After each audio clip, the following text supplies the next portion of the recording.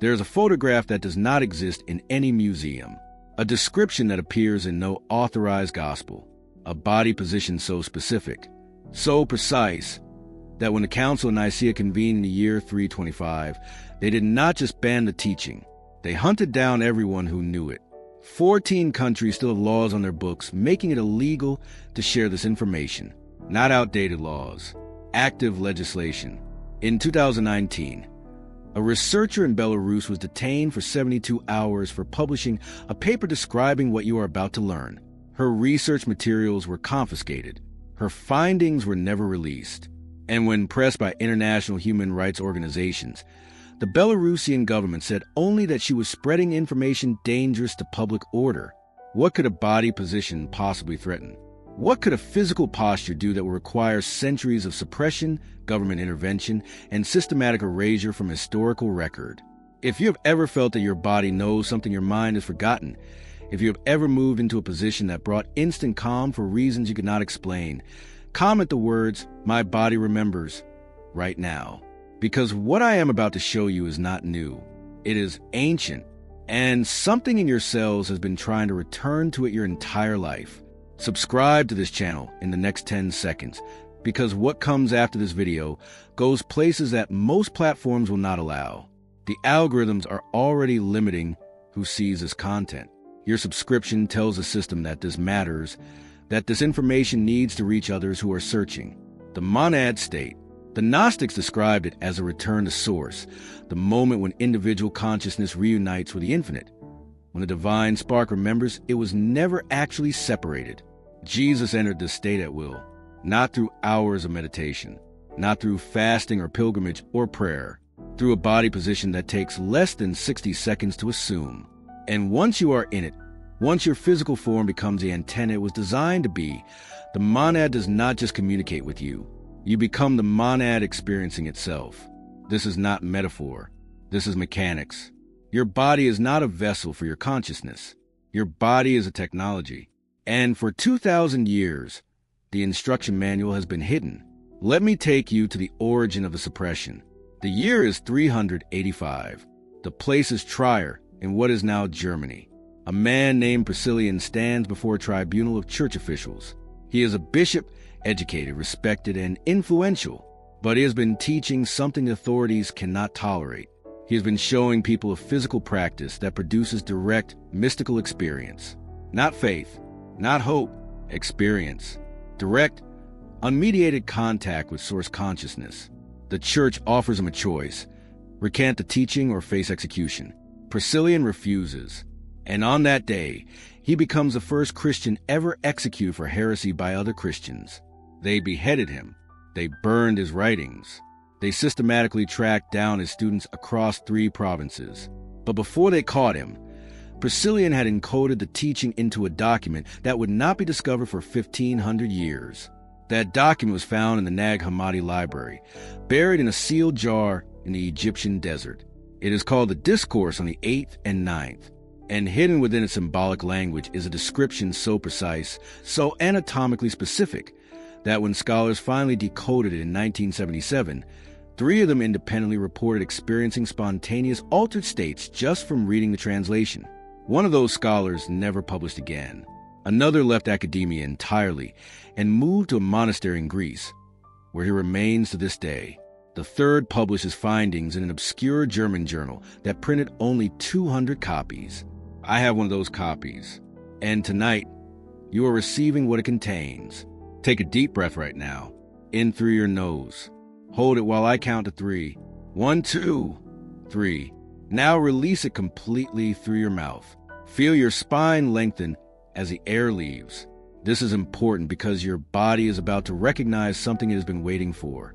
The position Jesus used has 3 components. Not 1, not 2, 3. And they must be executed in exact sequence, or the circuit does not complete. The first component is pelvic foundation. You cannot enter the monad state from a collapsed posture. The base of your spine must be positioned in a way that allows energy to rise without obstruction. In every suppressed text that mentions this practice, the same phrase appears: the throne must be established. For centuries, scholars thought this was symbolic language about spiritual authority. It is not symbolic. It is literal instruction about your pelvis. Sit right now, not in a chair, on the floor. If you cannot sit on the floor, sit at the very edge of a chair with your feet flat and your thighs parallel to the ground. Feel your sit bones, those two bony points at the base of your pelvis.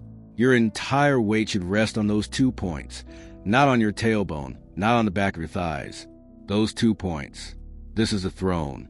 When your pelvis is positioned correctly, your spine can rise from it like a column. There should be a natural curve in your lower back, not forced, not exaggerated, but present. Most people have lost this curve. Years of sitting in chairs, slouching over devices, collapsing into couches have created a posterior pelvic tilt that blocks the energy channel before it even begins. Place your hand on your lower back right now. Feel the curve. If there is no curve, if your lower back is flat or rounded, you've found the first place the suppression has succeeded. Your body has been shaped by a culture that does not want you to access what this position unlocks. But your body also has memory, and it can return to the original design faster than your mind believes possible. Rock your pelvis forward slightly. Just a small movement. Feel your lower back curve increase. Feel your chest naturally lift. This is not effort. This is release. You are not creating the position. You are allowing your body to return to it. Now, the second component, spinal suspension. Once the throne is established, your spine must lengthen as if something above you is gently pulling the crown of your head toward the sky. The discourse on the 8th and 9th calls this the ladder between realms. Each vertebra is a rung, and when the ladder is properly aligned, consciousness can climb. But here is what makes this different from every other meditation posture you've been taught. You are not sitting up straight. You are hanging down from above. Imagine a thread attached to the highest point of your skull, not the back of your head, not your forehead, but the crown, the soft spot you had as an infant. That thread pulls upward. Your body hangs beneath it. Your spine lengthens not from muscular effort, but from surrender to the upward pull. Feel it right now. Imagine the thread. Let your head float upward. Your chin will naturally tuck slightly. Your neck will lengthen. Your shoulders will drop away from your ears. And your spine will organize itself into a position it has not held since you were a child. This is a position your body defaults to when nothing is distorting it. No tension, no collapse, just pure structural integrity. In this position, your spinal fluid moves differently. Your craniosacral system resets. And the channel that runs from the base of your spine to the crown of your head, the channel the yogis call sushumna and the Gnostics call the sacred canal, that channel opens. Now the third component. And this is where the suppression became most violent. This is the piece that got Priscillian killed. This is the instruction that 14 countries still ban. The placement of your hands. Your hands are not passive in this practice. They are not resting in your lap. They are not folded in prayer. Your hands create the final circuit that allows the monad frequency to fully enter your system. Raise your right hand to your chest. Place your palm flat against your sternum, fingers pointing up toward your throat. Now place your left hand on top of your right, palm to the back of your right hand, fingers aligned. Press gently but firmly. You should feel your heartbeat beneath your hands. This hand position appears in exactly one piece of Christian art that survived the purges. A 5th century Coptic icon discovered in a monastery in Egypt. It shows a figure identified only as the Silent One, seated in a position identical to what you're doing right now. The icon was removed from public display in 1998. The official reason given was preservation concerns. But researchers who studied the icon before its removal reported something disturbing. Every person who spent more than 10 minutes looking at the image described the same physical sensation. A feeling of falling upward, a pressure in the chest, and a high-pitched tone in the ears that continued for hours after leaving the room. The icon was not removed for preservation. It was removed because it was activating people. The image alone, without instruction, without context, was enough to trigger the response. Now imagine what happens when you do not just look at the position, but assume it with full awareness of what it is. Your hands against your chest create a pressure point directly over your thymus gland, an organ that materialist science barely understands, but that ancient mystics knew as the seat of the soul. The thymus sits behind your sternum, just above your heart. In children, It is large and active. As you age, it shrinks. Conventional medicine says this is normal, that the thymus is only needed for early immune development. But the Gnostics knew differently.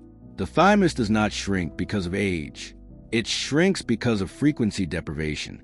It atrophies when you spend years, decades, an entire lifetime disconnected from source. But it can reactivate. And the pressure of your hands in this exact position, combined with the spinal alignment, combined with the pelvic foundation, sends a signal to your thymus that reverses the atrophy. Not metaphorically, physically. Within minutes, blood flow to the thymus increases. Temperature in the area rises. And something dormant begins to wake. Now you have all three components: pelvic foundation, spinal suspension, hand placement. You are in the position, but the position alone is not enough. This is where 90% of practitioners fail. They assume the posture and wait. They expect something to happen to them. This is the consciousness of a victim, of someone who believes power comes from outside. The monad state is not entered by waiting. It is entered by becoming. There is a fourth element that was never written down, because it cannot be written. It can only be transmitted. And you are receiving that transmission right now through these words, through the frequency embedded in this information, through the resonance between what you are hearing and what you have always known. The fourth element is intent collapse. You cannot enter the monad state while wanting to enter the monad state. The wanting itself creates separation, subject and object, you and the state you desire. As long as that gap exists, you remain in duality. The monad is not dual. It is the one thing, the only thing, the everything and the nothing simultaneously. So you do not try to enter the state. You recognize you have never left it. Your body is in the position. Your hands are on your chest. Your spine is suspended. And now you stop doing. You stop seeking. You stop wanting. You simply notice. Notice your heartbeat beneath your hands. Notice your breath moving in and out without effort. Notice the space behind your eyes, the darkness there, the silence. And in that noticing, without announcement, without fanfare, the shift happens. It is not dramatic. It is subtle, like the moment you fall asleep. You cannot catch it happening. You can only realize it has happened. Your sense of being located inside your head will begin to diffuse. The boundary between inside and outside will blur. The pressure of your hands against your chest will seem to expand until it feels like your entire body is made of that single point of contact. And then the monad frequency arrives. It does not sound like anything at first. It feels like presence, like the whole universe suddenly paying attention to you because you are no longer separate from it. Some chosen ones report light, not light they see with their eyes, but light they are. Some report sound, a tone so pure that every other sound they've ever heard seems like a distortion of it. Some report simply knowing, a direct download of understanding that bypasses language entirely. Jesus taught this to 12 people, not the crowds, not the followers. 12 individuals who had proven they could hold the transmission. And even among those 12, only 3 ever fully mastered it. After the crucifixion, those 3 scattered. One went to India, where his teachings merged with existing yoga practices and created what would later be called Kashmir Shaivism. One went to Egypt, where he trained a secret lineage that preserved the knowledge until the Islamic conquest forced him underground. One remained in Jerusalem, teaching in hidden rooms until Roman soldiers executed him in the year 62. But before he died, that last teacher encoded the position into a prayer that is still recited today, though no one knows what it means. The prayer appears in one of the earliest Christian texts ever discovered, the Didache, dated to the 1st century. Scholars call it the prayer of the heart. It contains 12 words in Aramaic, and when those 12 words are translated not for meaning, but for phonetic resonance, they form a map. Each word corresponds to a physical adjustment in the position. Each syllable is an instruction. Reciting the prayer while holding the posture creates a feedback loop between sound and structure, between vibration and form, that accelerates the activation exponentially. I cannot give you that prayer here. Not because I do not want to, but because spoken aloud without preparation, it produces effects that most nervous systems are not ready to handle. People have lost consciousness. People have experienced spontaneous releases of trauma so intense they require days to integrate. The position alone is powerful. The position with the prayer is overwhelming. But you do not need the prayer tonight. The position is enough. And if you are meant to receive the prayer, it will find you. That is how these transmissions work. They are not given. They are recognized. Right now, if you are in the position, if your body has organized itself the way I have described, notice what is happening in your chest. There may be warmth. There may be pressure. There may be an ache, not painful, but present, like something locked is beginning to open. Do not be alarmed if emotions arise. Tears, laughter, even anger. These are not your emotions. These are energies stored in your tissues, released by the position, making their way out. Let them move. Do not analyze. Do not story. Just let them pass through. The first time you enter the monad state, it will last only seconds, maybe less. You will be there. And then you will realize you are there, and the realization itself will pull you out. This is normal. The mind is not accustomed to operating at that frequency. It panics. It reasserts control. But each time you practice, the duration lengthens. Seconds become minutes. Minutes become hours. And eventually, you will discover something that will change everything. The monad state is not a state you enter. It is the state you have always been in. Everything else, every moment of perceived separation, every experience of fear or lack or limitation, those are the departures. The monad is a default, and the position simply removes the interferences that have convinced you otherwise. Now, before you attempt this on your own, there are warnings you must understand. This is not a game. This is not entertainment. You are working with forces that religions have spent millennia trying to control, suppress, and monopolize. When you access the monad state directly, without intermediary, without permission from any institution, you become a threat to every power structure that depends on your ignorance. You will notice this in practical ways. People in your life may suddenly become hostile without clear reason. Opportunities may close. Technology may malfunction around you. These are not coincidences. These are responses, the archons, the powers that feed on low-frequency human emotion. They cannot perceive the monad, but they can perceive when someone slips out of their field of influence, and they will attempt to pull you back. Do not fight them. Fighting keeps you engaged with their frequency. Simply return to the position. Return to your body. Return to the knowing that you are not a being having a mystical experience. You are the monad pretending to be a being, and now you are done pretending.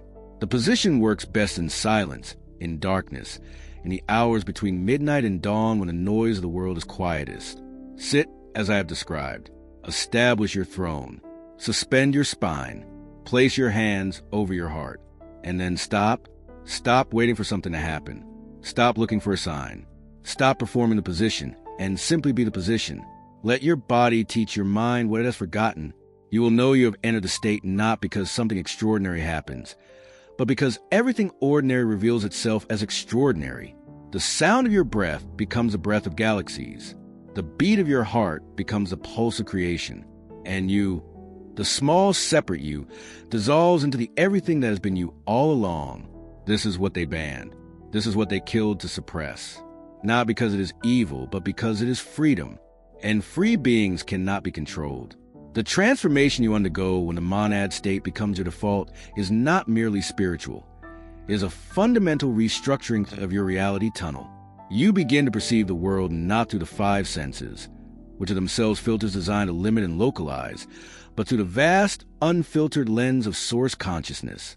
This shift in perception is why the ruling authorities have fought so violently against this knowledge. A populace that sees reality clearly cannot be manipulated by manufactured scarcity or engineered conflict. The mechanism of frequency shift, your brain, scientists will tell you, operates in various frequency states. Beta for waking consciousness, alpha for light meditation, theta for deep relaxation and dreaming, and delta for deep sleep. The monad state operates at none of these. It is often experienced as a frequency beyond measurement, a state of coherence where the left and right hemispheres of the brain cease their habitual opposition and enter perfect synchronicity. This is not a dream state or a trance.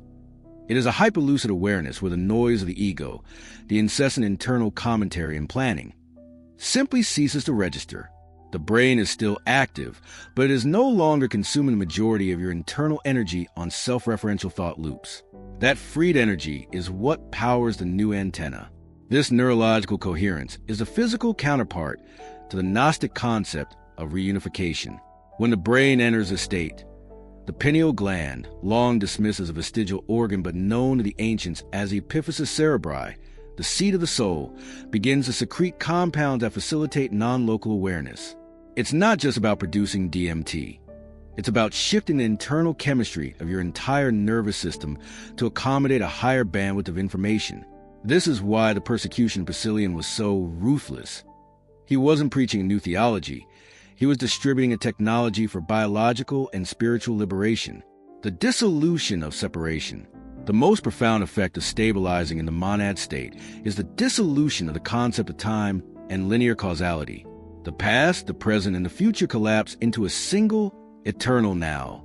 This makes planning, worrying, and regretting, the three primary energy drains of the ego, functionally impossible. You still operate in the world, you still make decisions, but those actions arise not from fear or lack, but from a profound, impersonal knowing that everything is already whole, already complete. When the small self dissolves into the monad, you realize that your individual story, the triumphs, the traumas, the perceived limitations, was merely a localized fluctuation in an infinite field. This realization is not intellectual. It is visceral. The stored trauma in your body, the emotional blockages that have defined your personality, begin to unravel because the energy that sustained them, the belief in their ultimate reality, is withdrawn. This is a process that causes a sudden, spontaneous emotional releases. The body is shedding the armor it built around a false identity. You stop seeing your life as a collection of random events and begin to see it as a fractal pattern, a perfect expression of the whole. Every challenge becomes an opportunity for resonance. Every interaction, a mirror reflecting the infinite self. The hostile people and malfunctioning technology one warned you about, the archonic interference, become nothing more than static on the radio.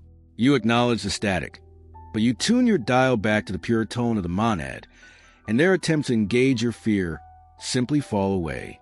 The goal of this practice is not to achieve a temporary escape from reality, but to make the monad state your baseline, the default operating system of your life. When this happens, your external life begins to synchronize with your internal coherence. The universe, which is fundamentally monadic, responds to monadic frequency. This manifests as what the uninitiated call luck or miracles. Resources appear exactly when needed, connections arrive seamlessly, and obstacles melt away not through forceful effort, but through simple alignment. This is the true secret of the suppressed teachings. The ability to manifest is not a special power. It is a natural consequence of operating from non-duality. When you are the monad, there is no separation between the thinker and the thought, between the desire and the fulfillment.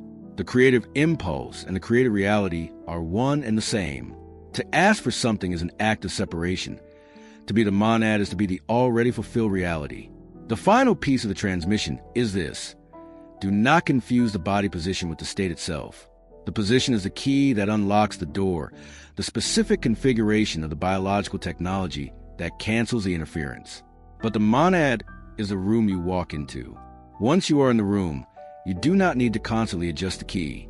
The position becomes a sacred habit, a daily recalibration. But the state persists underneath your waking activity. You move, you speak, you work. But the silence, the knowing, the pulse of creation remains the constant background. You become a conduit, a walking antenna broadcasting the frequency of unconditioned freedom into a world desperate for signal.